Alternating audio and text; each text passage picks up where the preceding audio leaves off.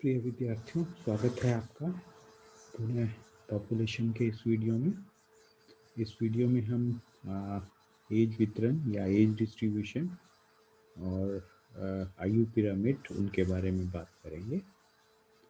तो as distribution से यहाँ मतलब है कि जब हम किसी समष्टि की बात करते हैं तो उसके अंदर पाए जाने वाले विभिन्न आयु वर्ग के जो सदस्य हैं उनकी संख्या क्या है, उनके सदस्यों का जो अनुपात है, उनका नंबर का जो अनुपात है वो आयु वितरण उस पॉपुलेशन की कहलाती है। और यूजुअली जैसे पहले भी मैं पिछले वीडियो में भी हम बात कर रहे थे कि किसी भी समष्टि के जो सदस्य हैं उनको हम 3 भागों में डिवाइड कर सकते हैं। पहले कहलाते हैं पूर्व प्रजननीय आयु वर्ग या प्री रिप्रोडक्टिव एज ग्रुप, दूसरा कहलाता है प्रजननीय आयु वर्ग या रिप्रोडक्टिव एज ग्रुप, और तीसरा कहलाता है पश्च प्रजननीय आयु वर्ग यानी पोस्ट रिप्रोडक्टिव एज ग्रुप। तो प्री रिप्रोडक्टिव, रिप्रोडक्टिव और पोस्ट रिप्रोडक्टिव 3 एज ग्रुप्स के अंदर जो है हम जीवों को डिवाइड कर सकते हैं। और कोई भी जो पॉपुलेशन है उसमें जन्म दर, मृत्यु दर और जो वृद्धि है उसका जो निर्धारण है वो इनकी संख्या पे, यानी रिप्रोडक्टिव्स की संख्या कितनी है, प्री रिप्रोडक्टिव्स की संख्या कितनी है, पोस्ट रिप्रोडक्टिव की संख्या कितनी है, उस पर ज़्यादा डिपेंड करता है। यदि किसी पॉपुलेशन में पोस्ट रिप्रोडक्टिव की संख्या बहुत अधिक है तो इसका मतलब वो पॉपुलेशन डिक्लाइनिंग पॉपुलेशन होगी, क्योंकि उसके अंदर रेट ऑफ मोर्टेलिटी ज़्यादा होगा। यदि इसी प्रकार से किसी पॉपुलेशन के अंदर यदि प्री रिप्रोडक्टिव की संख्या अधिक है तो वो पॉपुलेशन जो है आपके उसके अंदर प्री रिप्रोडक्टिव्स ज़्यादा होने की वजह से ज़्यादा रिप्रोडक्टिव्स, यही जब एज के साथ ज़्यादा रिप्रोडक्टिव्स को प्रोड्यूस करेंगे और अल्टीमेटली फिर पॉपुलेशन इंक्रीज कर जाएगी। तो ये एक्सपेंडिंग पॉपुलेशन या इंक्रीजिंग पॉपुलेशन होगी। तो ये जो अपरिपक्व और परिपक्व और वृद्ध समस्या, तो ये प्री रिप्रोडक्टिव जो है वो किसी पॉपुलेशन की अपरिपक्व जो सदस्य हैं उनको इंगित करती है। रिप्रोडक्टिव जो है वो किसी पॉपुलेशन की जो परिपक्व जो जीव हैं उनको इंगित करती है, और जो वृद्ध हैं पॉपुलेशन के वो पोस्ट रिप्रोडक्टिव पॉपुलेशन के पार्ट को इंगित करते हैं। तो सामान्यतः जो जैसे हम बात कर रहे हैं कि जिस पॉपुलेशन के अंदर नंबर ऑफ प्री रिप्रोडक्टिव ज़्यादा होगा वो पॉपुलेशन इंक्रीजिंग पॉपुलेशन होगी, और जिस पॉपुलेशन के अंदर पोस्ट रिप्रोडक्टिव की संख्या ज़्यादा होगी वो पॉपुलेशन आपके डिक्लाइनिंग पॉपुलेशन होगी, क्योंकि उस पॉपुलेशन के अंदर रेट ऑफ मोर्टेलिटी जो है वो अत्यधिक होगा।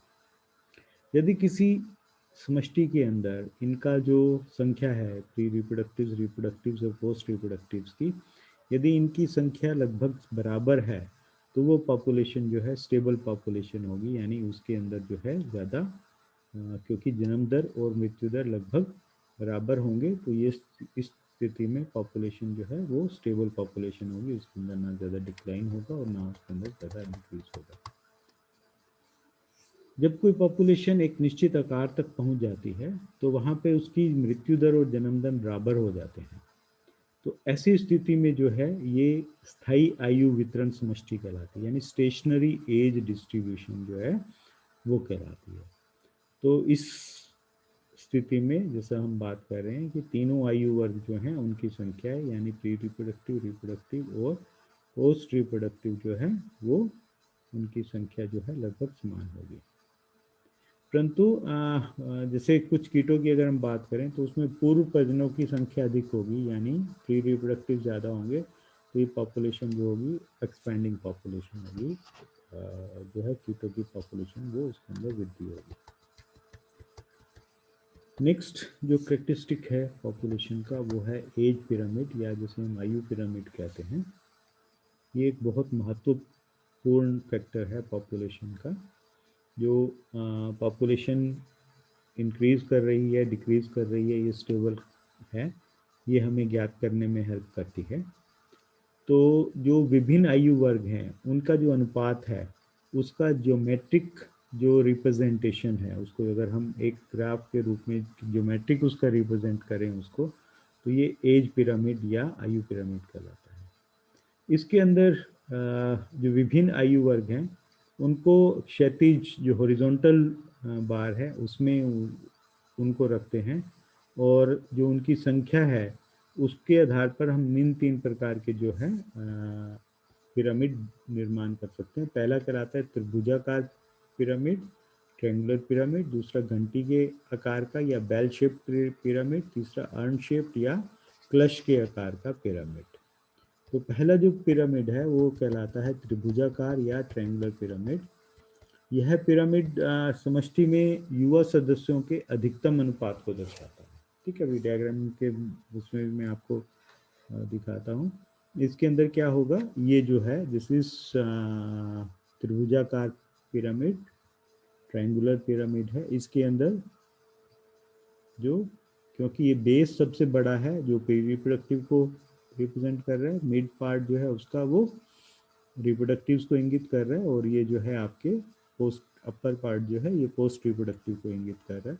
तो जैसे हमें पॉपुलेशन से पता ही चल रहा है कि ये जो पॉपुलेशन है, इस पॉपुलेशन के अंदर क्योंकि प्री रिप्रोडक्टिव्स की संख्या बहुत अधिक है, तो इस पॉपुलेशन के अंदर कुछ समय बाद ज़्यादा नंबर ऑफ रिप्रोडक्टिव्स हो जाएंगे। ज़्यादा नंबर ऑफ रिप्रोडक्टिव्स का मतलब मोर नंबर ऑफ प्री रिप्रोडक्टिव्स, वो जब ब्रीड करेंगे। और इस पॉपुलेशन के अंदर क्योंकि पोस्ट रिप्रोडक्टिव बहुत कम है, तो डेट ऑफ मोर्टेलिटी जो है वो इस पॉपुलेशन के अंदर कम होगा।